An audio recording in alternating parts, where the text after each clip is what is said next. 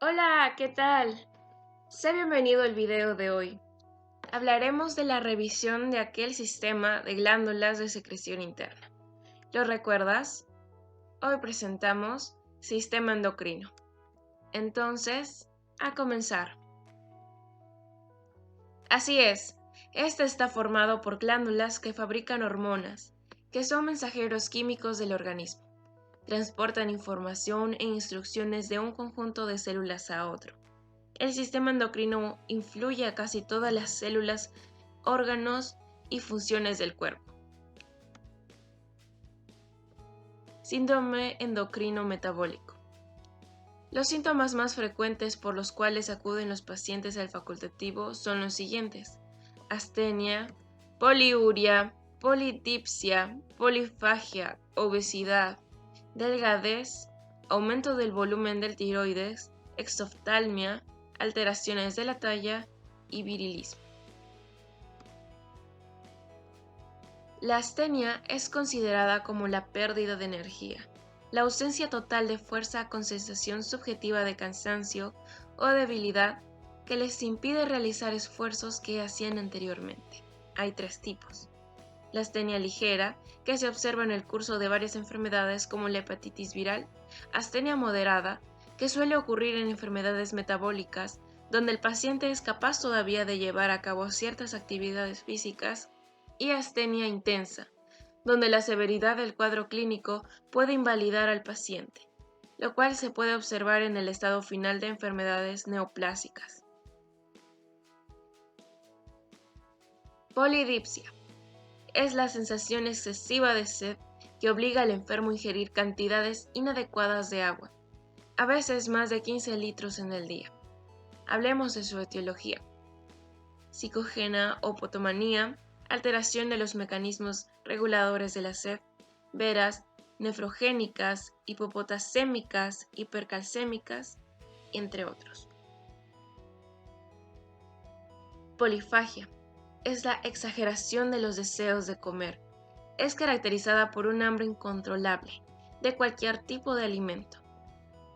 Por otra parte, tenemos la delgadez.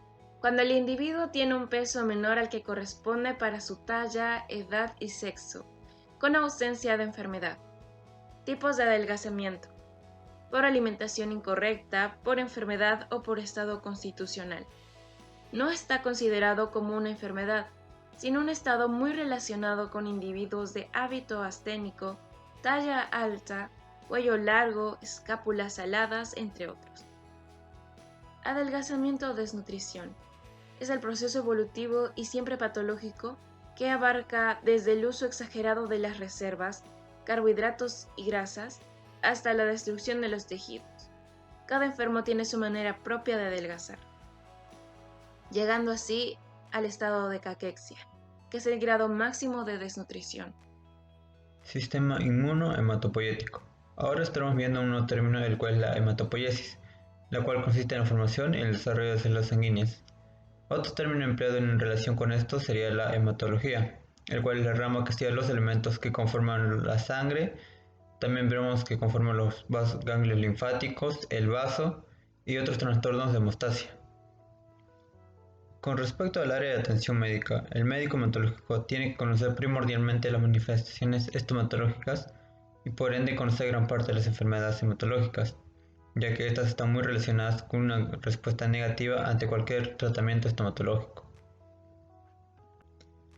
Como mencionamos, es importante tener conocimiento de estas manifestaciones hematológicas. Ahora bien, vamos a ver algunas manifestaciones que son más frecuentes con respecto al sistema. Lo primero que tenemos es la palidez. Es un signo fundamental de la anemia, en la cual se observa tanto la intensidad de la piel, y este va a ser un indicador del nivel de la anemia. Esta intensidad la podemos ver en las manos, en la base de la lengua, en la mucosa bucal, en el lóbulo de la oreja principalmente. Astenia, síntoma común de las enfermedades de la sangre, como sería la anemia, en la cual veremos a un paciente decaído o con desgano. En otras palabras, alguien que no tiene empeño o ganas de realizar algo, o una persona que se tiende a cansar fácilmente. Adenopatías. Se ve un aumento del volumen de los ganglios linfáticos. Es de mucha importancia al ser detectado, y este tendrá que ser describido teniendo en cuenta lo siguiente: la localización, la sensibilidad, la superficie, la consistencia u otros síntomas que estén relacionados a esta. Púrpuras hemorrágicas. Es una lesión hipercrómica de la piel o de la mucosa, que es causada por la salida de sangre del lecho vascular. En este caso vamos a tener algunos tipos, como serían la petequias, equimosis, hematomas, hemorragias o sepsis. Esplenomegalia es el aumento del volumen del vaso. Su hallazgo es más que todo en un examen físico, o también el paciente puede darnos un indicio describiéndonos como una sensación de pelota y con peso. Continuando con el sistema hematopoyético, ahora veremos una enfermedad en la cual se afectan animales, en la cual la tuberculosis bovina, la cual afecta a las personas al consumir productos lácteos como sería una leche cruda o algunos quesos. Esta enfermedad puede afectar a los bronquios, intestino, vías biliares, pulmón, riñón o hasta el vaso. En estos casos veremos síntomas que se presentan en meses o también puede verse en años, dependiendo del nivel de defensa inmunitaria de cada persona o del animal, ¿no? Veremos debilidad, pérdida de apetito, fiebre fluctuante, tos seca que puede llegar a ser intermitente o dolorosa, veremos diarrea. Esto afecta tanto a animales como personas, ¿no? Y por último, el síndrome anémico. Este es el conjunto de signos y síntomas de la anemia. En este caso se ve una disminución de la concentración anormal de la hemoglobina en la sangre. Las causas en las que se relaciona a estas son una hemorragia aguda o crónica, una deficiencia enzimática, inhibición de la médula ósea, nutricional, como sería la dieta de cada persona, causas inmunes o no inmunes también se le puede atribuir, o unas causas mixtas, como sería la hematopatías malignas. Hemorragias agudas. Las hemorragias agudas son causa de anemias de instalación rápida, que pueden ser leves o graves y hasta causar la muerte del individuo. La pérdida de sangre puede ser o no evidente, se acompaña de taquicardia, astenia, palidez, pulso filiforme, hipotensión arterial e incluso llegar al shock hipovolémico. Por ello, requiere de una valoración urgente de la intensidad del sangramiento, la causa, ya sea por daño local o trastorno sistémico y estado de la hemostasia del paciente. Tratamiento. Aplicación de técnicas de hemostasia local, valoración de posibilidad de administrar cristaloides y coloides para reponer el volumen perdido o la transfusión sanguínea. Tratamiento urgente de trastornos de la hemostasia de estar estos presentes. Complicaciones: shock hipovolémico o la anemia ferropénica. Anemia por déficit de hierro. Anemia causada por la deficiencia de hierro del organismo es la enfermedad hematológica más frecuente del mundo y en Cuba. Existe una amplia población de riesgo que incluye a los niños desde el nacimiento hasta la edad preescolar, las mujeres en edad fértil, gestantes y ancianos. Factores desencadenantes: dietas inadecuadas, exceso de consumo de lácteos, fundamentalmente después de las comidas, trastornos de la absorción, pérdidas sanguíneas recurrentes como el caso de la hiperpolimenorrea, sangramientos digestivos ocultos y los parasitismos del tipo Necator. Fisiopatología. Podemos observar aquí un esquema simple de la fisiopatología de la anemia. Cuadro clínico. Generalmente evolucionan lentamente con palidez, desatención, trastornos de la memoria, astenia, somnolencia, irritabilidad, pica, gastritis atrófica con hipocloridria, glossitis atrófica, disfagia y anillos esofágicos, síndrome de Plummer-Vinson, sangramientos digestivos ocultos hasta llegar a la insuficiencia cardíaca descompensada. Diagnóstico diferencial. Debe diferenciarse fundamentalmente de las causas de anemias microcíticas hipocrómicas como la talasemia heterocigótica y la anemia de los procesos crónicos. Es importante diagnosticar las enfermedades que ocasionan el déficit para poder tratar la causa. Diagnóstico de laboratorio.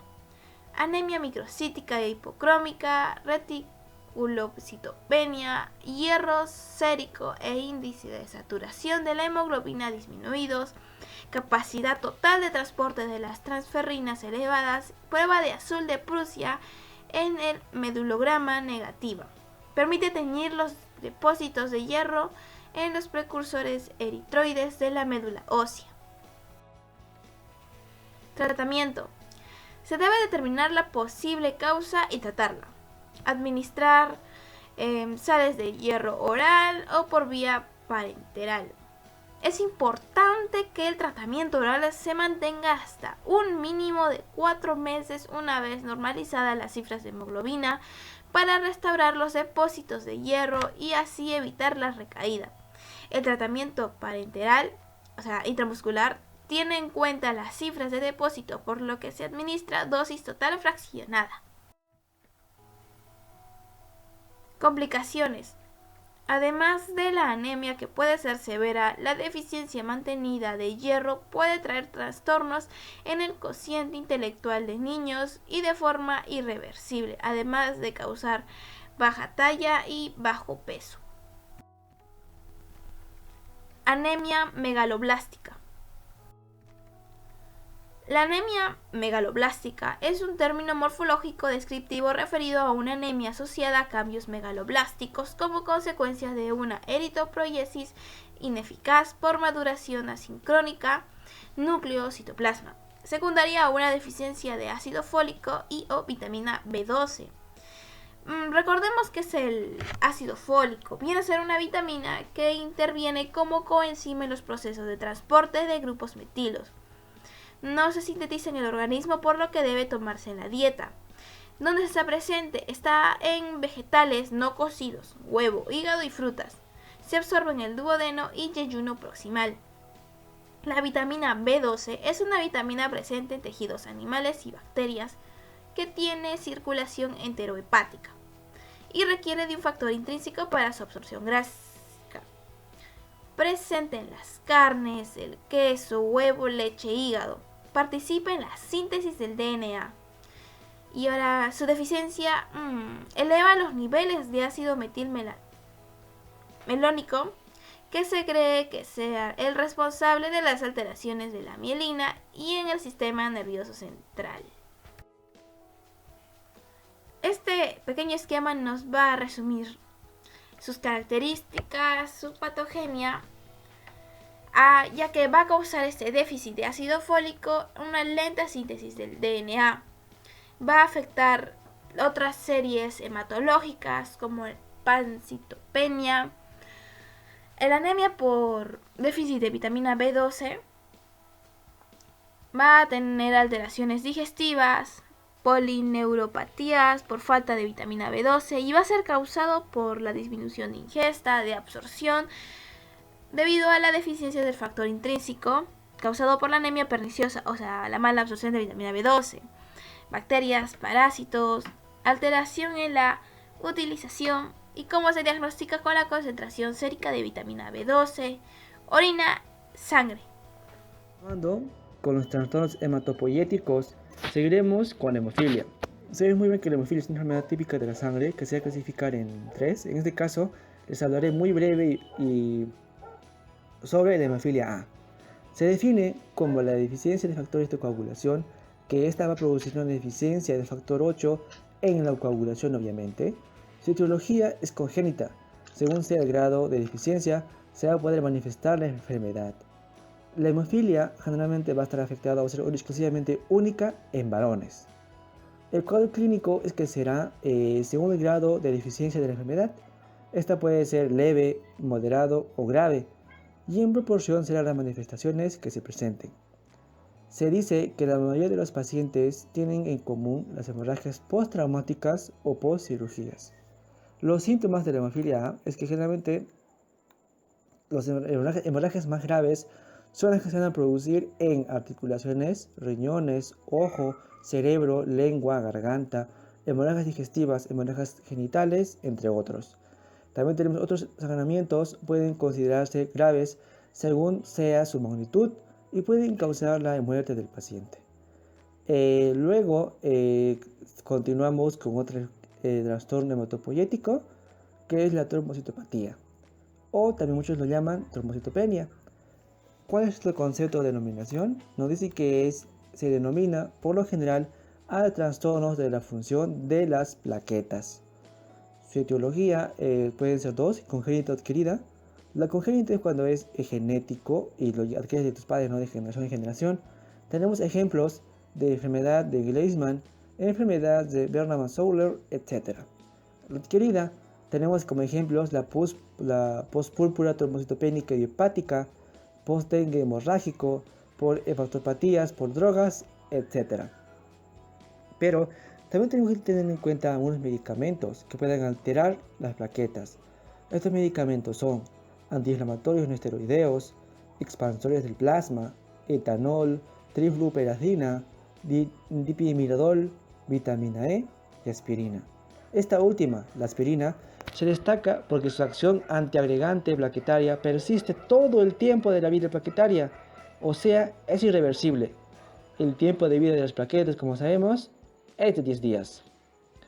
La patogenia de esta trombocitopenia es que se va a presentar por alteraciones de las funciones de adhesión y agregación ante los diferentes estímulos fisiológicos, como puede ser la adenosina difosfato, la colágena, la eritrocitina, etc. Ahora, seguimos con el cuadro clínico de la trombocitopenia.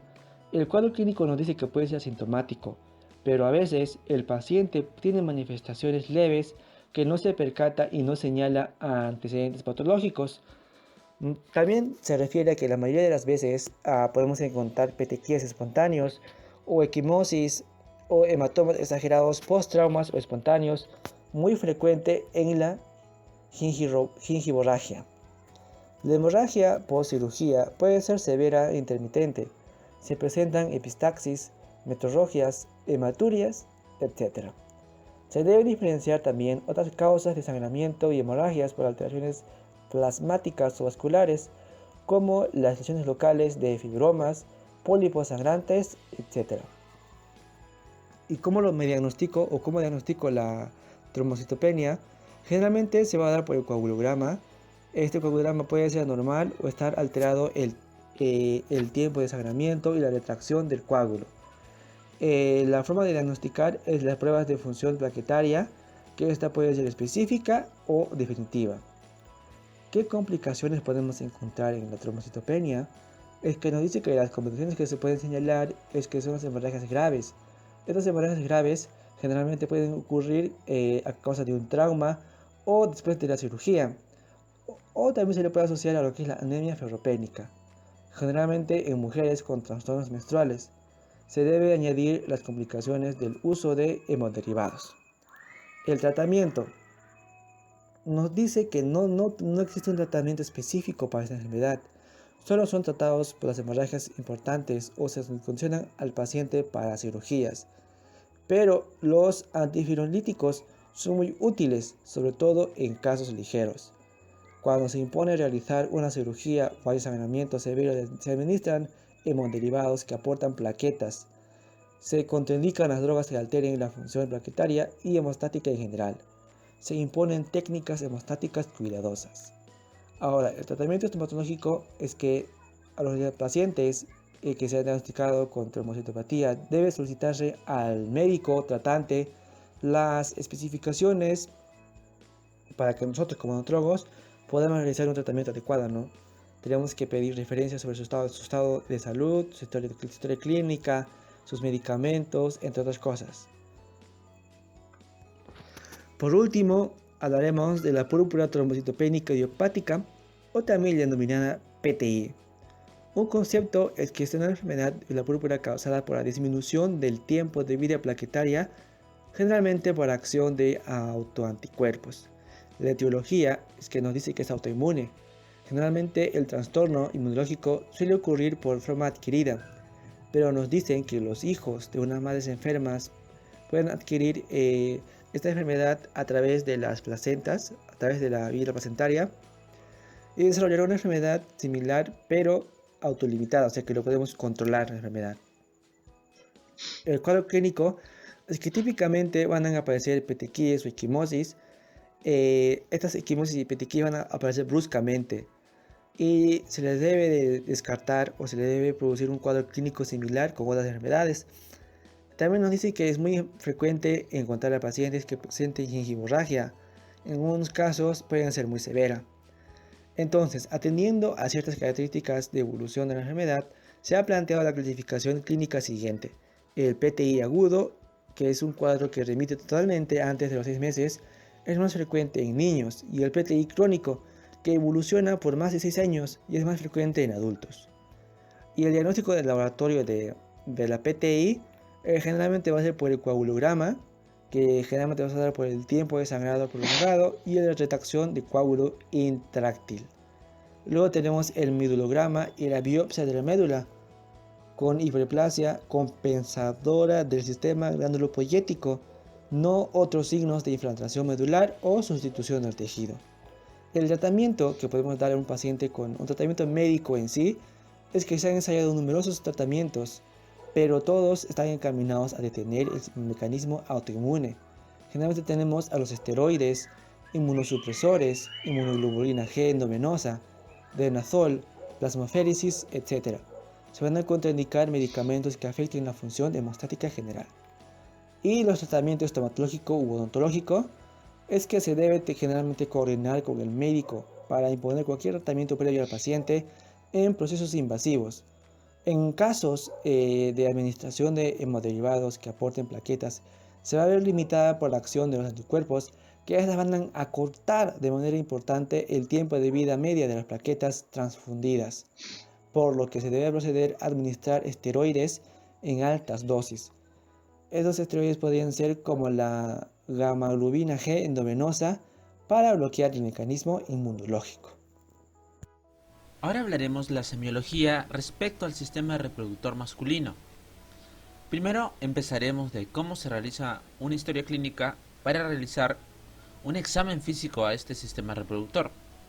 En la historia clínica vamos a conocer primeramente algo muy importante, que son los antecedentes personales. Esto es muy importante ya que debido a que el virus de la parodititis que ocurre mayormente en las glándulas parótidas, estudios demuestran que este virus es también causante de las lesiones testiculares, como cánceres testiculares, orquitis, que es la infección de los testículos. También se verificará si existen traumatismos por ciertos deportes, si la persona fuma, ya que esto puede provocar cáncer de la vejiga, si consume drogas. Las enfermedades de transmisión sexual, también las anomalías congénitas como los testículos ectópicos o no descendidos. También se refiere a las infecciones o procedimientos que pudiera haber dejado una secuela importante, como bien es la estenosis uretral o la prostatitis. A continuación tenemos los antecedentes familiares. También nos menciona que respecto al sistema reproductor masculino, nos tiene que mencionar si existe o no la infertilidad en hermanos, también antecedentes de cáncer prostático, hernias, etc. Aquí hablaremos sobre los hábitos psicobiológicos. Primero será sobre su profesión, ya que algunas profesiones tienen más riesgo de traumatismo en la región púbica o genital que otra, como vienen a ser los deportes extremos. También mencionaremos su función reproductora, cuál es la cantidad de número de hijos que tiene y qué método anticonceptivo utiliza. También se habla sobre la frecuencia de lavado en la zona genital de la persona, ya que esto será muy fundamental para evitar otro tipo de patologías. En la enfermedad actual hablaremos sobre la infertilidad. Si el paciente consta de este tipo de patologías, la masa o dolor testicular, dificultad para conseguir o mantener erecciones, dificultad durante la eyaculación, inclusive si tiene secreciones o lesiones a nivel del cuerpo peniano. Ahora hablaremos sobre la exploración física del aparato reproductor masculino. Bueno, antes de comenzar hay que tener en cuenta unos ciertos criterios. Hay que reconocer que el pene y el testículo son de color más oscuro que el resto del cuerpo. La temperatura de los testículos es menor a 37 grados. El testículo izquierdo está inferior al derecho y este mide aproximadamente 4 por 3 por 2 centímetros. Este acto de examen físico en su área genital de nuestro paciente va a ser un poco invasiva y para eso debemos disminuir la ansiedad de este. Primero se necesitan unas reglas, como se debe respetar el pudor y la sensibilidad de los pacientes. Se debe conocer el lenguaje que el profesional utiliza. No se debe de bromear en ningún momento. Recuerde que el paciente puede ver su cara mientras está explorando sus genitales. no hacer expresiones exageradas. No debe estar a la defensiva y también evitar su propia ansiedad. Bueno, con eso listo. Ahora solo lo único que necesitamos sería guantes y una linterna para transiluminación, ya que durante la exploración utilizaremos las técnicas de inspección, palpación y la transiluminación. Ahora hablaremos sobre la distribución del vello genital. Esta es la primera etapa que tenemos que hacer del examen físico a nuestro paciente. En caso de que exista pediculosis pubis, que son las ladillas, que son esos piojitos que existen a nivel del vello púbico, ya que hay que verificar esto, ya que esto posiblemente pueda causar una picazón inclusive extrema, causando autolesiones de la misma persona. Ahora inspeccionaremos y palparemos el pene. La vena dorsal debe ser evidente. Debemos retraer el prepucio en caso de que no exista circuncisión y observar el esmegma. En sí, el esmegma en el pene puede provocar irritación y la inflamación del glande, causando la balanitis del prepucio o de los dos a la vez. Sin embargo, si la higiene es deficiente o la zona donde debe realizarse el lavado tiene un acceso muy difícil, el esmegma puede acumularse y causar problemas en la salud del hombre. También tenemos la fimosis. La fimosis es un problema en que se da en los hombres, originado por la incapacidad de descubrir la cabeza del pene o del glande, debido a la estrechez de la abertura del prepucio, lo cual eso también tiene problemas futuros a lo que viene a ser la salud en su sistema genital, debido a que la limpieza va a ser demasiado difícil. También tenemos la parafimosis, es la imposibilidad de retraer el prepucio hasta su posición de origen. Esto puede producir edemas o una gangrena en el glande, incluso causando la amputación de este. Ahora tenemos el meato uretral. Debe separarse con el pulgar y el índice para descartar la presencia de tumores a nivel de la fosa navicular, cuerpo peniano. El priapismo isquémico, también llamado priapismo de bajo flujo, se produce cuando la sangre queda atrapada en el pene. Es el tipo más frecuente de priapismo. Algunos de los signos y síntomas son la erección que dura más de 4 horas o no está relacionada con la estimulación sexual, sensibilidad, secreciones e incluso desmayos. Ahora revisaremos el escroto. Con los conocimientos antes dicho, sabemos que se debe evaluar el tamaño, su consistencia, asimetría, aspecto y hernias. Se debe tomar en cuenta su color, temperatura y también realizar la palpación en el caso de que existan las hernias inguinales. Ahora hablaremos sobre el epidídimo y testículos. Para esto se realizará y evaluará el tamaño, la sensibilidad y en el epidídimo su conducto deferente. Tanto en los testículos como en el epidídimo debemos buscar anomalías en forma, tamaño y posición testicular para evidenciar así procesos inflamatorios o tumorales en su estado que están de inicio. También debemos saber que el epidídimo sano es indoloro. Ahora hablemos del reflejo cremastérico. El reflejo cremastérico se ha informado ser un signo útil en el diagnóstico de torsión testicular. Un reflejo normal consiste en reducción del cremaster con la elevación de los testículos. Para esto se estimula la cara interna del músculo. Ahora hablemos de la transiluminación. Este proceso es muy importante y se realiza mediante una fuente de luz interna en el lado opuesto de la tumoración escrotal. Esto para determinar la presencia de líquido en la cavidad, un hidrocele, ya que esto es un tipo de inflamación del escroto que ocurre cuando se acumula líquido en el recubrimiento delgado que rodea el testículo. El hidrocele es frecuente en recién nacidos y suele desaparecer sin tratamiento al año de vida. Otra cosa importante de este método es que si se localiza o se puede ver tumores en el testículo, la translucidez será ausente. Siguiendo con la semiología del sistema reproductor, tenemos la exploración física de los genitales femeninos. Las principales funciones de este aparato son la producción de óvulos para la fertilización, por el espermatozoide, claro está, y proporcionar condiciones apropiadas para la implantación del embrión, el crecimiento y desarrollo fetales, hasta el nacimiento. Para hablar del sistema reproductor femenino, tenemos que centrarnos un poco en los órganos internos y los externos. Bueno, entre los internos tenemos al clítoris, que es un órgano eréctil y altamente erógeno. Los labios, número de 2 en cada lado, labios mayores y los labios menores. Son pliegues de piel salientes. Monte de Venus, una almohadilla adiposa que se encuentra por encima de estos. Vestíbulo vulvar, es un área de forma de almendra, ¿no? Es en donde se encuentra la vagina y también los orificios por donde salen las glándulas. Órganos externos, ovarios, son los órganos productores de gametos femeninos. Trompas uterinas, conductos de entre 10 a 13 centímetros que comunican los ovarios con el útero. El útero, órgano hueco musculoso en el que se desarrolla el feto. Y la vagina, es el canal que comunica con el exterior, conducto por donde entran los espermatozoides y por donde ocurre el acto coital. Examen físico de los genitales femeninos. Exploración externa.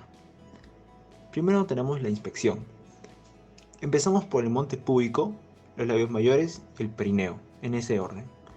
Observa la presencia de algún tipo de inflamación, úlcera, una descarga o secreción, ganglios o tumoración, ¿no? La distribución del vello en mujeres es de forma triangular, así es como se tiene que observar. Observar el vello, la presencia de ectoparásitos, ¿no? Ladillas. Buscar si la piel no tiene signos de rascado, ¿no? Para poder determinar ese tipo de parásitos, ¿no? Los labios mayores usualmente son simétricos y pueden contener diferente cantidad de tejido graso, que modifica su volumen, según la edad de cada paciente. Separar los labios mayores con el dedo índice y el pulgar de la mano. Respecto a los labios menores, el clítoris, prepucio e introito, debe evaluarse el sitio, la posición, forma, tamaño, superficie, simetría, color, salida de secreción y en tanto esta secreción, su color, su olor y la cantidad. Luego tenemos la palpación. Separando los labios mayores con su dedo índice y el pulgar de una mano, palpe las siguientes estructuras con la otra mano. En esta mano también hay que usar el dedo índice y pulgar.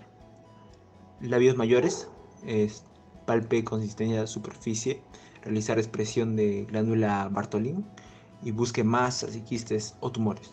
Con labios mayores y menores separados, con ayuda de su dedo índice y pulgar, solicita al paciente que haga un esfuerzo. Observe si existe algún descenso de la vejiga, prolapso del útero o recto a nivel de las paredes vaginales. Siempre hay que explicar al paciente lo que vamos a hacer, con todo el profesionalismo posible. Examinar las glándulas de Skene y Bartholin. Con los labios todavía separados, inserte el dedo índice hasta la segunda articulación, con la palma de la mano hacia arriba y presionar. Pídale al paciente que cierre fuertemente la abertura vaginal alrededor de su dedo, explicando, claro está, que está probando el tono de la musculatura. Palpe el perineo con el dedo índice y el pulgar. Este es de superficie lisa y gruesa en nulíparas, las cuales no han tenido un hijo, y más delgada y rígida en multíparas, las mujeres que han tenido ya más de un hijo. Exploración interna. En esta hablaremos sobre la inserción del espéculo e inspección del cérvix o cuello uterino. Seleccione un espéculo del tamaño y forma apropiada para el paciente. Este debe estar a una temperatura óptima para la paciente. Coloque sus dedos índice y medio de la mano no dominante, claro está, con guantes. Separe los labios y presione hacia abajo suavemente con el cuerpo perineal. Con su otra mano introduzca el espéculo cerrado en un ángulo de 45 grados. Después de que el espéculo haya penetrado en la vagina, quite sus dedos de él. Después de que el espéculo haya penetrado en la vagina, quite sus dedos del introito. Rote las hojas del espéculo a una posición horizontal, manteniendo la presión en la pared posterior. Abra las hojas y mueve el espéculo hacia arriba, para que se vea por completo el cuello. Inspeccione el cuello y su orificio externo. Obsérvese su forma, color, posición, tamaño y superficie. Y si hay presencia de cualquier tipo de ulceraciones, nódulos, masas, hemorragias o salida de algún tipo de líquido, el color tiene que ser rosado, homogéneo, y el orificio puede ser redondo en nulíparas o transverso en multíparas. Luego de esto podemos pasar a hacer un examen citológico, ¿no? Podría ser Papa Nicolau. Ahora continuaremos con algunas enfermedades de los genitales masculinos y femeninos. Con respecto al hombre, les hablaré acerca de unas malformaciones, inflamaciones o tumores, y en la mujer acerca de unas inflamaciones, tumores y algunos trastornos de la gestación y el embarazo. Enfermedades de los genitales masculinos. Dentro de las malformaciones les voy a mencionar la hipospadia. Esta va a ser una alteración en el surco y conducto uretral. Puede producirse unos orificios uretrales anormales, ya sea en la superficie dorsal o ventral del pene, y es a esto que se le conoce como hipospadia. También debemos mencionar de que algunos niños con malformaciones tales como unas fisuras han presentado esta malformación. Dentro de las inflamaciones les voy a hablar acerca de la sífilis. Esta va a ser una inflamación crónica causada por el treponema pálido. Se presenta como sífilis primaria con desde 3 semanas después del contacto. con una sola úlcera, indolora, rojiza, llamada chancro sifilítico. También la sífilis secundaria, que son de 2 a 10 semanas después del chancro, con una erupción cutánea especialmente en las palmas de las manos y plantas del pie. También con unas lesiones bucales de color blanquecino o grisáceo en la lengua, mejillas, labios, acompañadas de cefalia, linfadenopatía y sífilis terciaria, que es al año después de la primaria, con unas lesiones en la aorta como el aneurisma aórtico o en el sistema nervioso central. También pueden presentar lesiones tanto en el hígado, en los huesos y en la piel. Dentro de los exámenes serológicos, estos son importantes ya que deben solicitarse para el diagnóstico, especialmente el VDRL, que es un examen para detectar la sífilis. Este examen va a medir sustancias como las proteínas, llamadas anticuerpos, que su cuerpo produce si usted entra en contacto con la bacteria que causa la sífilis. Y el examen FTA, que es una prueba de absorción de anticuerpos treponémicos fluorescentes, que se utilizan para detectar la presencia de anticuerpos que reaccionan a la bacteria Treponema pallidum. Dentro de los tumores les mencionaré acerca de la hiperplasia prostática. Esta va a ser un aumento de tamaño de la próstata, es común en hombres mayores de 40 años, generalmente la presenta el 20%, y aumenta al 70% para los de 60 años, y a un 90% para los de 70 años. Es generalmente asintomática, está probablemente relacionada con efectos de los andrógenos, y el aumento de tamaño se debe al desarrollo de nódulos en la porción interna periuretral, pudiendo dejar convertida la uretra en una rendija, contribuyendo a la obstrucción y ocasiona una micción frecuente, nicturia y dificultad para iniciar o interrumpir la micción. Esta obstrucción crónica puede ocasionar una hipertrofia de la vejiga urinaria o divertículo.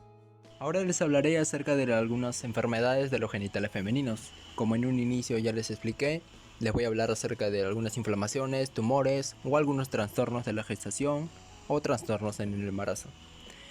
Dentro de las inflamaciones les voy a mencionar acerca de la endometriosis. Este va a consistir en la presencia de glándulas o estruma endometrial en localización anormal, que va a ser fuera del útero, va a afectar a los ovarios, los ligamentos uterinos, el tabique recto vaginal, el peritoneo pelviano. Es muy raro en el ombligo, en la vejiga, en la vulva o el apéndice. Se va a presentar como una dismenorrea intensa y dolor en la pelvis. Causa frecuente de esterilidad femenina. Respecto a los focos endometriales, estos están bajo una influencia de hormonas y por lo tanto experimentan cambios menstruales cíclicos con hemorragia. Dentro de los tumores vamos a encontrar al leiomioma. Este es el tumor más frecuente en la mujer. Está compuesto de unas masas benignas de músculo liso. Es frecuente en mujeres en edad fértil y relacionados con estímulos estrogénicos.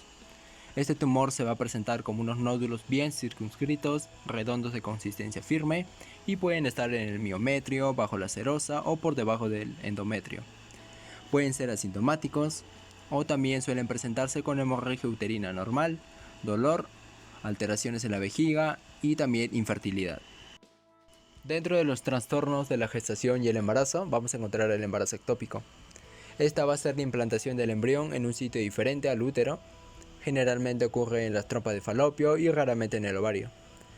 Predispone a este embarazo la EIP, que es la enfermedad pélvica inflamatoria. Aunque en cerca del 50% de los casos, las trompas están aparentemente normales. El embarazo tubárico, que es el tipo más frecuente de embarazo ectópico, puede ocasionar una hemorragia intratubárica, una rotura tubárica con hemorragia intraperitoneal, una regresión espontánea o una expulsión a la cavidad abdominal, o sea, un aborto tubárico. Ahora hablaremos de los pares craneales. Primero, hablaremos del sistema nervioso central. Este está conformado por el encéfalo y la médula espinal. Luego está el sistema nervioso periférico, que va a estar conformado por los pares craneales que salen del encéfalo y los nervios raquídeos de la médula espinal. Ahora, en cuanto a los pares craneales, estos se han considerado constituidos por 12 pares de troncos nerviosos que tienen sus orígenes aparentes en la superficie encefálica y luego de trayectos más o menos largos en el interior de la cavidad craneana abandonan esta por orificios situados en la base craneana para alcanzar sus áreas de inervación. Los pares craneales que tenemos son 12, el nervio olfatorio, nervio óptico, oculomotor, troclaro patético, el nervio trigémino, el abductor, el facial, el esatoacústico, el glosofaringio, el nervio vago, el nervio accesorio y el nervio hipogloso. Estos se van a dividir en nervios sensitivos, motores y mixtos. En los nervios sensitivos tenemos 3, el nervio olfatorio, óptico y auditivo. En los nervios motores tenemos el oculomotor, patético y el motor ocular externo, el espinal y el hipogloso. En los nervios mixtos tenemos el nervio trigémino, facial, glosofaringio y el neumogástrico. Ahora, el examen de los pares craneales es esencial en el estudio del sistema nervioso. La localización adecuada de las lesiones que afectan los nervios craneales van a requerir habilidad en los exámenes y conocimiento de la neuroanatomía del tallo cerebral y de los nervios craneales. Primero hablaremos del nervio olfatorio, que es el primer par craneal. Este nervio se origina en la cara inferior del bulbo olfativo. Su origen real son las células olfativas de la mucosa pituitaria y su función es conducir impulsos olfatorios de la nariz al sistema nervioso central. En cuanto a las técnicas de exploración, debemos tener preparados pequeños frascos con sustancias de olores conocidos, corrientes o comunes, y que no sean irritantes. Entre ellos vamos a tener el clavo, café, jabón, perfume, trementina, alcanfor. No se debe usar amoníaco, vinagre o formol o sustancias que van a irritar las terminaciones sensitivas del quinto par craneal. Para esta técnica de exploración necesitaremos preparar pequeños frascos con sustancias de olores conocidas como el café, jabón, el olor a clavo de olor, perfume o alguna sustancia que no irrite como el amoníaco, vinagre o formol. Se va a pedir a la persona que se tape una fosa nasal con su dedo, que cierre la boca y que se tape los ojos. Se le va a acercar un pequeño frasco a la fosa nasal que no esté tapada y le preguntaremos si siente o no el olor. Si responde positivamente, se le insta a que identifique el olor. De igual forma al otro lado de la fosa nasal. Antes de considerar una prueba como positiva, hay que cerciorarse primero de que el sujeto no tiene catarro nasal u otra afección de las fosas nasales que impida o altere la circulación del aire por ellas. Las lesiones cerebrales unilaterales ordinariamente no van a causar la pérdida de sentido del olfato, a menos que los haces olfatorios estén lesionados. Las enfermedades inflamatorias intranasales como la rinitis y sinusitis son la causa más frecuente de trastornos en la percepción de estímulos odoríficos y deben ser reconocidos por un interrogatorio durante esta inspección. Ahora seguimos con el nervio óptico, que es el segundo par craneal. En cuanto a su función, este es encargado de transmitir la información visual desde la retina hasta el cerebro. Su origen real está en la capa de las células ganglionares de la retina y su origen aparente es el ángulo anterior del quiasma óptico. En cuanto a su exploración, el nervio óptico va a comprender 4 aspectos distintos. Vamos a tener primero la agudeza visual de lejos y de cerca. Se va a dividir en 2, con la exploración de la visión lejana, que se va a requerir el uso de la tabla de Snellen, y la exploración de la agudeza visual de cerca, que se va a requerir el uso de la tabla de Jagger. Para la exploración de visión lejana se le va a pedir a la persona que se encuentre a una distancia de 20 pies de la tabla de Snellen y se le va a pedir que se tape un ojo con una tarjeta de cartón o con su palma de mano, de manera que los dedos queden sobre la frente y no compriman al ojo. Se le ordenará leer con cada ojo por separado las letras de distintos tamaños que están en esa tabla, considerándose como máxima visión la que corresponde a aquella línea de letras de menor tamaño que el sujeto ha podido leer sin equivocarse. Se registrará la agudeza visual en forma de fracción por cada ojo. Normalmente las menores letras en las líneas designadas 20 pueden ser leídas a 20 pies. Si el paciente no alcanza a leer ninguna línea de la escala, se le muestran los dedos de la mano y se le pide que les cuente. Si puede hacerlo, se dice que tiene una visión cuentadedos. Si no puede contar los dedos, pero los ve borrosamente, se dice que tiene visión de bultos. Si ni siquiera puede ver borrosamente los dedos, debe llevarse a un cuarto oscuro y con un aparato apropiado proyectamos un haz de luz sobre la pupila.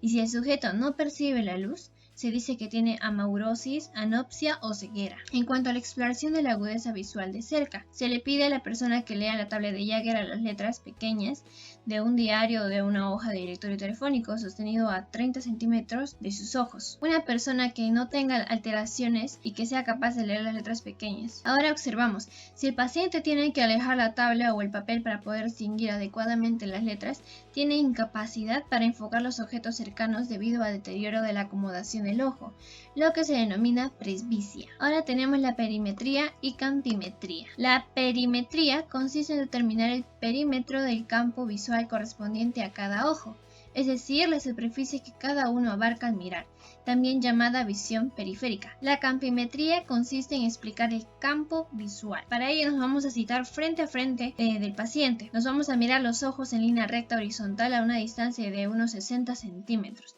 Se le va a pedir a la persona que se tape un ojo y nosotros debemos cerrar o tapar con una mano nuestro propio ojo que queda enfrente al que nos está explorando.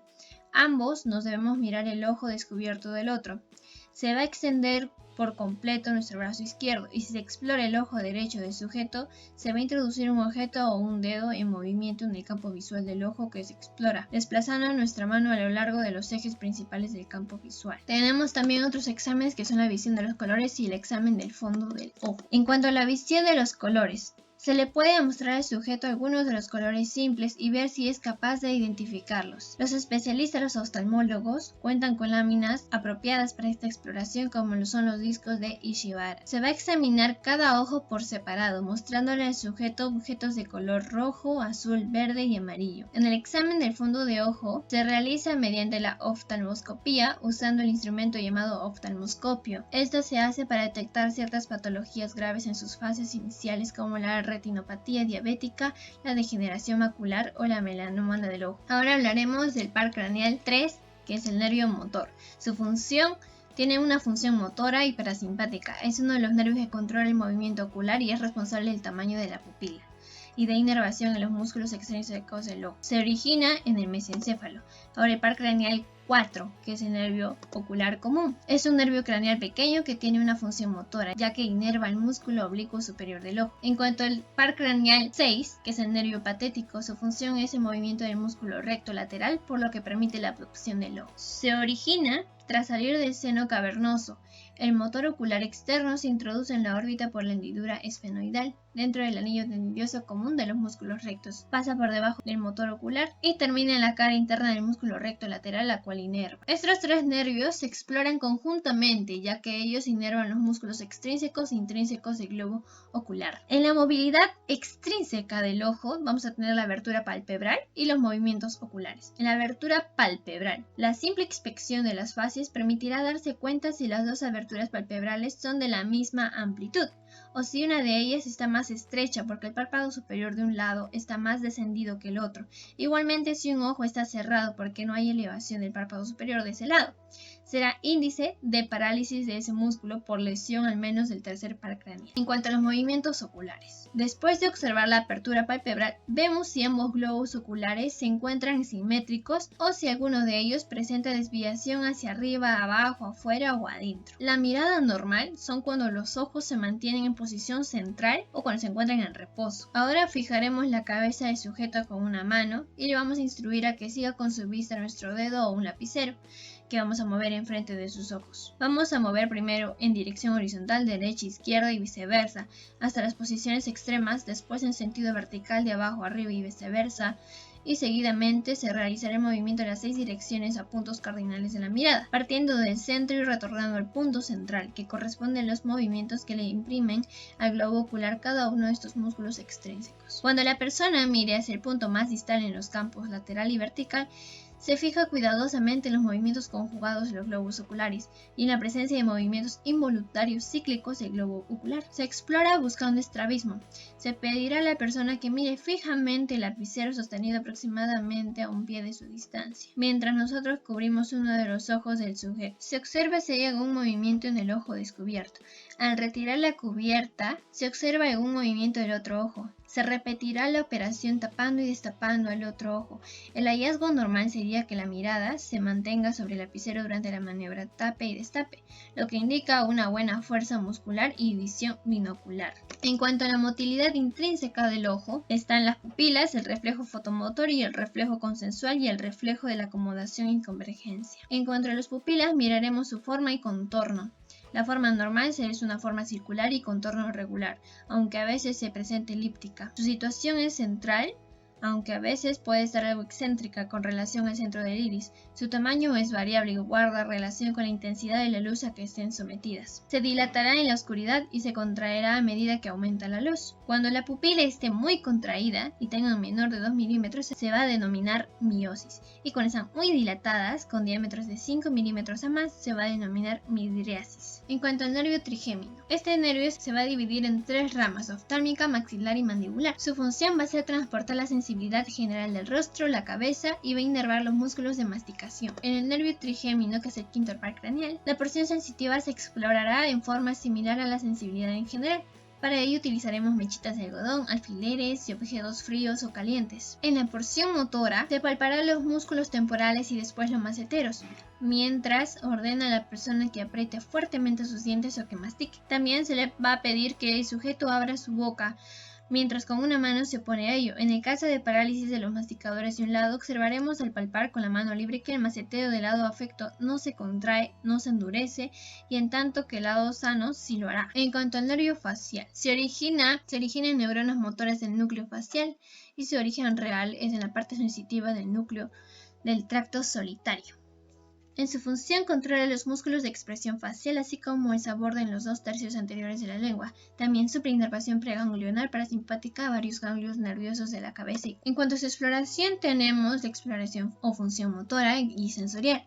En la función motora, observaremos desde el comienzo si hay una desviación o comisura labial al hablar o la salida de la saliva por un lado de la boca. Se ordenará al paciente que arrugue la frente, que frunce el ceño y que cierre fuertemente los ojos, que se ría, que enseñe los dientes y que silbe. Así se observará la simetría de los pliegues de los surcos y las comisuras labiales. Además, se le pedirá que llene de aire la boca y pronuncie en ambas mejillas, presionándolas simultáneamente con sus dedos índices.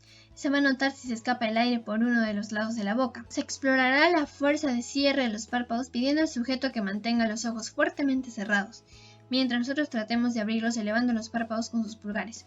Si el paciente está espuroso o en coma, se debe realizar la maniobra de Pierre-Marfois, que es una presión firme sobre la parte posterior del ángulo de la mandíbula, y esta puede poner en evidencia una parálisis facial inferior. En cuanto a la función sensorial, se va a necesitar preparados hisopos algodonados con frascos de azúcar, sal, ácido cítrico, jugo de limón y quinina. Se procederá a tomar un hisopo algodonado muy ligeramente humedecido con una de las sustancias para que el sabor no se corra, y se aplicará sobre la parte anterior y media de la hemilengua, recordándole a la persona que mantenga la lengua fuera para evitar que cierre la boca, ya que la difusión de la sustancia puede permitir el gusto en el tercio posterior. Le pediremos al paciente, una vez que reconozca el sabor, que se enjuague la boca con agua. Se va a repetir los pasos con cada uno de los sabores, y de la misma forma se hará la otra parte de la hemilengua. En cuanto al nervio estatocústico, que es el octavo par craneal, este es responsable del equilibrio y la función auditiva. Está compuesto por el nervio coclear, que transporta la información sobre el sonido, y el nervio vestibular, que transporta la información sobre el equilibrio. Para explorar la porción coclear, se necesita estar equipado de un reloj de tic-tac y de un diapasón. Los diapasones se usan para probar las pérdidas auditivas conductivas. Tenemos 5 pruebas: la prueba de la voz de cuchicheada, la prueba de tic-tac de reloj, la prueba de Weber y la prueba de Schwab-Batch. En la prueba de la voz de cuchicheada, se pedirá al paciente que cubra un oído con su mano. Nosotros nos pararemos detrás del paciente y hablaremos o susurraremos unas palabras y le pediremos al paciente que repita lo que hemos dicho. Normalmente el paciente debe tener la capacidad de reconocer las palabras del mensaje cuchicheado a 2 pies de distancia del oído explorado. Si no oye la voz, se le acerca al oído un reloj, y si percibe el ruido de la maquinaria del reloj, este se va alejando para determinar la distancia que deja de oírlo y compararla después con la del otro oído. En la prueba del tic-tac nos pararemos detrás del paciente. Les instruiremos que se cubre el oído que no va a ser explorado. Sostendremos un reloj de tic-tac cerca del oído no cubierto y pediremos al paciente que diga sí cuando oiga el tic-tac y que diga no cuando no lo escuche. En sí, la finalidad de la prueba de Weber, la RIN y la prueba de Schwab-Batch es reconocer si la sordera se debe a una pérdida de la conducción aérea. En tal caso, el sujeto no oirá el reloj en tic-tac. La prueba de Weber estará lateralizada hacia el mismo lado de la lesión. La prueba de RIN será negativa y la de Schwab-Batch será más prolongada que lo normal. En cambio, si la sordera se debe a la alteración de transmisión ósea, se apreciará que la prueba de Weber está lateralizada hacia el lado opuesto a la lesión. La prueba de Ring será positiva y la de Swatch estará acortada. Ahora hablaremos del par craneal 9, que es el nervio glosofaríngeo. Esta se origina en el surco lateral del bulbo. Su origen real en cuanto a las fibras sensitivas nacen de un ángulo externo de la sustancia reticulada gris, y en las fibras motoras nacen del núcleo ambiguo. El par craneal 10 nacerá del bulbo raquídeo e inervará la faringe, el esófago, la laringe, la tráquea, los bronquios, el corazón, el estómago, el páncreas, el hígado y vísceras que irrigan la arteria mesentérica. En el par craneal 11, que es el nervio accesorio, es el encargado del movimiento cefalogiro por su inervación del músculo esternocleidomastoideo, y se produce de esta forma la rotación de la cabeza hacia el lado opuesto, y también va a permitir realizar la extensión de la cabeza hacia atrás. En cuanto a las técnicas de exploración, vamos a tener 4 técnicas: el fenómeno de Bernet, el reflejo faríngeo, la exploración del gusto del tercio posterior de la lengua, la exploración del reflejo del seno carotídeo. En la técnica del fenómeno de Bernet, se va a pedir al paciente que abra bien la boca y se ordenará decir "ah", mientras nosotros observaremos la pared posterior de la faringe. Normalmente se produce una contracción de la pared posterior de la faringe, lo que no ocurre cuando el nervio glosofaríngeo está lesionado. En el reflejo faríngeo, la respuesta normal es la contracción inmediata de la pared posterior de la faringe, con o sin náuseas al introducir un objeto. Aquí actúa el nervio glosofaríngeo. Ofrece la vía sensitiva para el reflejo y la vía motora es ofrecida por el nervio vago. Por eso el reflejo faríngeo es compartido por ambos nervios. Normalmente no es rara la ausencia bilateral de este reflejo, por lo que su pérdida solo es significativa cuando es unilateral. En cuanto a la exploración del gusto en el tercio posterior de la lengua, se va a repetir la misma técnica que fue descrita en el séptimo par craneal, en el nervio facial, donde se introducían los hisopos en los 2 tercios anteriores de la lengua y que el paciente tenía que decir qué sabor era. Entonces, si se sospecha alguna alteración, el médico especializado realizará una exploración aplicando corriente galvánica en la lengua, lo que debe producir percepción del sabor ácido. Si esta percepción falta, indica ageusia, lo que es muy sugestivo de lesión del nervio accesorio. En cuanto a la técnica de exploración del nervio accesorio, primero se va a inspeccionar la región cervical y la nuca en busca de asimetría o flacidez de los músculos esternocleidomastoideo y trapecio, y de atrofia o fasciculaciones de alguno de ellos. Segundo, se va a palpar estos músculos para comprobar su tono o flacidez. Se le va a ordenar al paciente que eleve ambos hombros, poniendo el examinador las manos sobre ellos y poniéndose en movimiento, con el objeto de explorar la fuerza muscular segmentaria de cada trapecio. Se le ordenará al sujeto rotar la cabeza poniéndose el examinador en movimiento, con una mano apoyada en el mentón de aquel y observando la fuerza muscular con el que se pretende realizar el movimiento, y la contracción o no del músculo esternocleidomastoideo del lado opuesto. Se le ordena al paciente que flexione su cabeza sobre el pecho y se opone en resistencia con una mano el mentón a ese movimiento.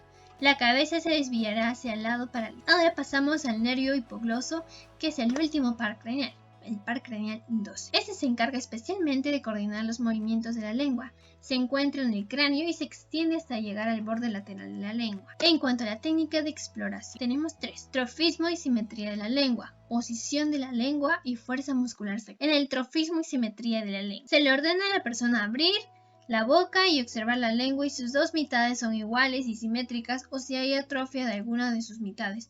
Se observa además la existencia o no de fasciculaciones. En la posición de la lengua se le va a ordenar al paciente que saque la lengua y se observa si la punta está en el centro o se desvía hacia un lado. Hay que tener cuidado con las falsas desviaciones de la punta de la lengua. Cuando hay parálisis facial o cuando faltan piezas dentarias que dan una simetría del orificio de la abertura de la boca. En la fuerza muscular segmentaria. La fuerza muscular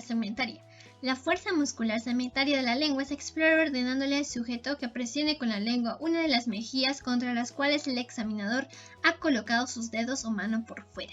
Continuaremos en esta sección hablando sobre los trastornos más comunes de los pares craneales. La detección de la patología relacionada con los 12 pares craneales representa un importante desafío, tanto para los clínicos como para los radiólogos. Las técnicas de imagen son fundamentales para el manejo de muchos de los pacientes. Adicionalmente, el conocimiento anatómico y de las entidades patológicas que potencialmente pueden afectarlos. La evaluación por imagen de los pares craneales requiere protocolos de exploración y técnicas de adquisición y procesado específicas. Tengamos en cuenta esto. Existen 12 pares craneales que conectan el tronco del encéfalo con estructuras de la cabeza y cuello y las cavidades torácica y abdominal. Son de 3 tipos según su función: nervios sensitivos, motores y mixtos. Estamos hablando sobre el primer nervio, el primer par craneal, el nervio olfatorio. Este es un nervio con función sensitiva, el cual se encarga de dar la sensibilidad del olfato. Este nervio tiene la característica de que, a diferencia de las otras estructuras nerviosas, este pasa directamente a la corteza olfatoria en el lóbulo temporal del cerebro. Un breve resumen sobre las patologías más frecuentes del nervio olfatorio. La rinitis alérgica. Esta es una reacción de las membranas de la mucosa de la nariz después de una exposición a partículas de polvo, de polen, algunas veces al frío u otras sustancias que perjudican al que sea alérgico. Se ven afectados los ojos y la nariz principalmente. La anosmia. Esto vendría a ser la pérdida del sentido del olfato.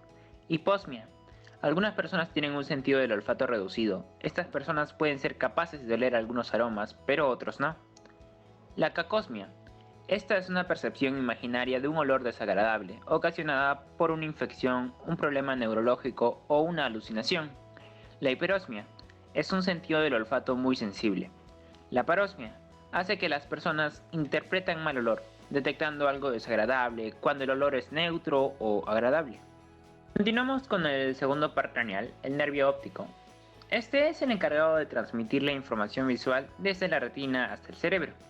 También hablaremos sobre el nervio oculomotor, el tercer par craneal, el cual tiene una función motora y parasimpática. Es uno de los nervios que controla el movimiento ocular y es responsable del tamaño de la pupila. El cuarto par craneal, el nervio troquear o patético. Este es un nervio craneal pequeño que tiene una función motora, ya que inerva el músculo oblicuo superior del ojo.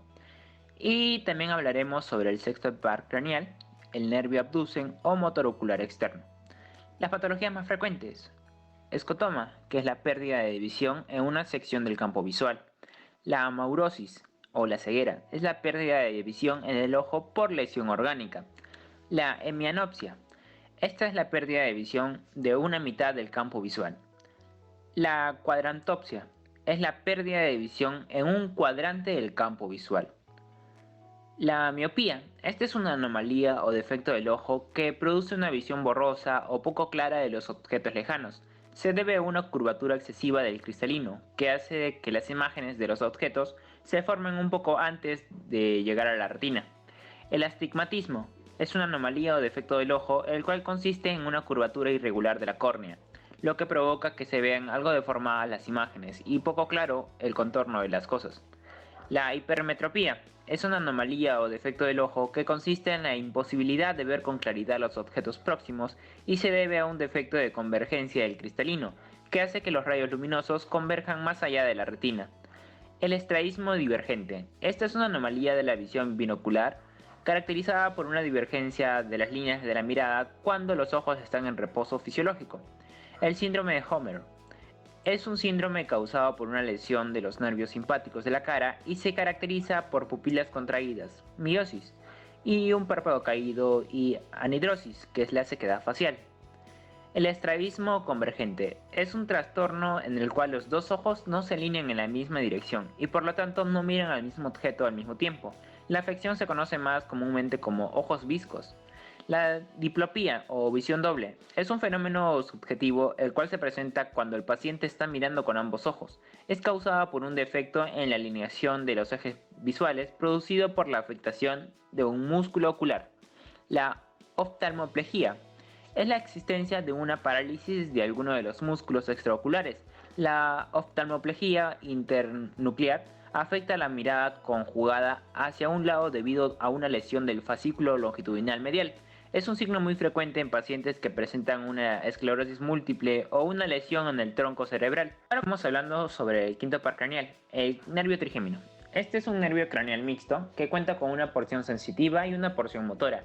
Las ramas motoras se originan en el núcleo motor trigeminal que se localiza cerca del núcleo sensitivo del trigémino, pero no proviene del trigémino aunque sean de nombre igual.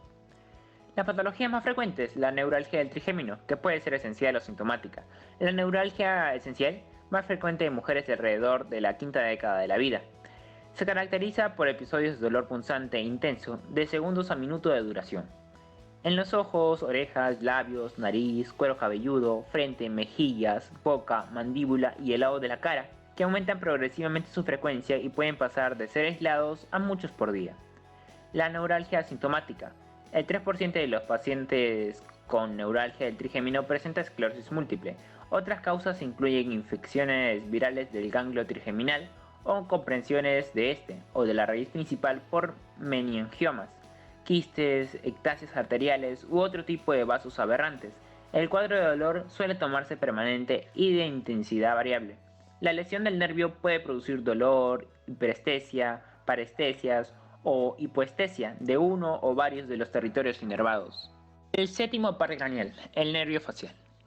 Este es un nervio craneal mixto, es decir, contiene fibras sensitivas como motoras. Por ser un par craneal, emite dos fibras, una que corre por el lado derecho de la cara y el contralateral por la izquierda.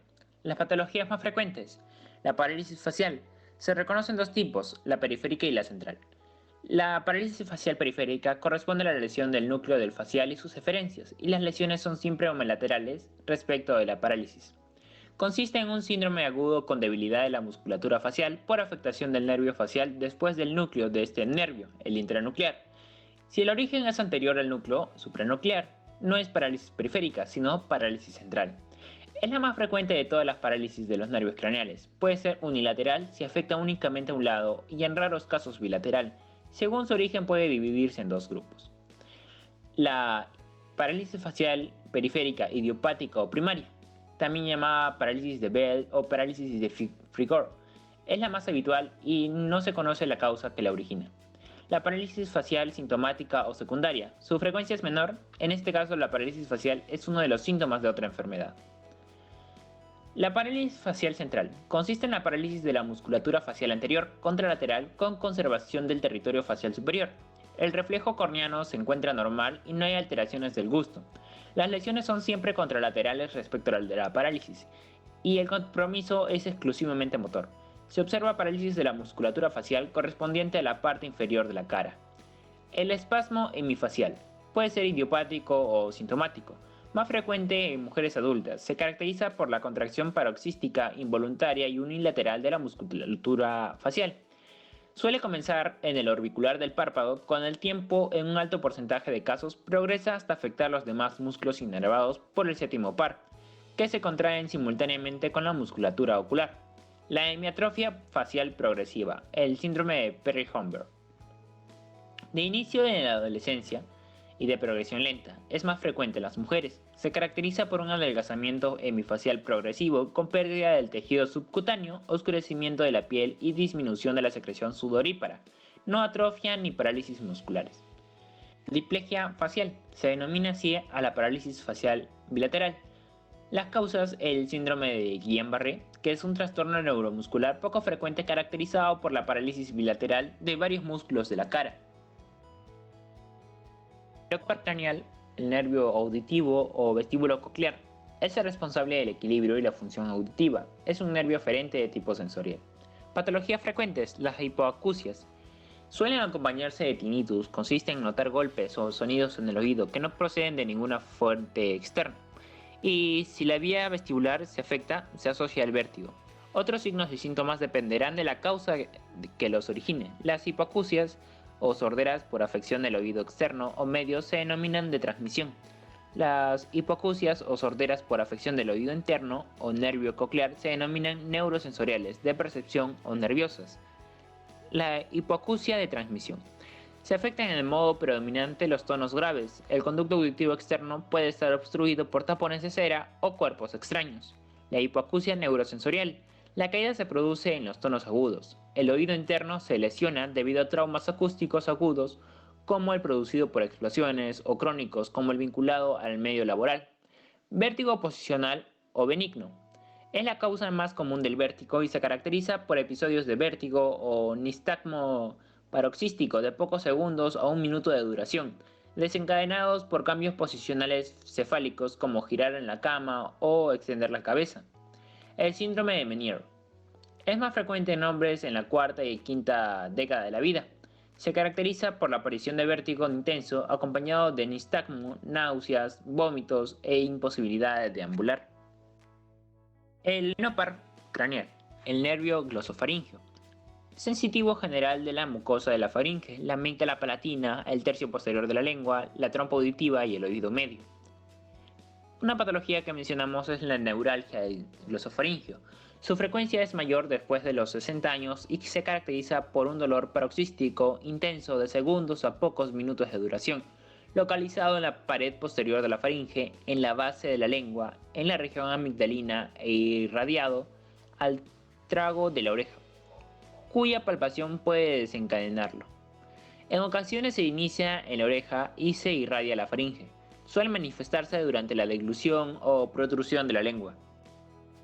Décimo par craneal, el nervio vago. Nace del bulbo raquídeo e inerva la faringe, el esófago, la laringe, la tráquea, los bronquios, el corazón, el estómago, el páncreas, el hígado y vísceras que irriga la arteria mesentérica superior.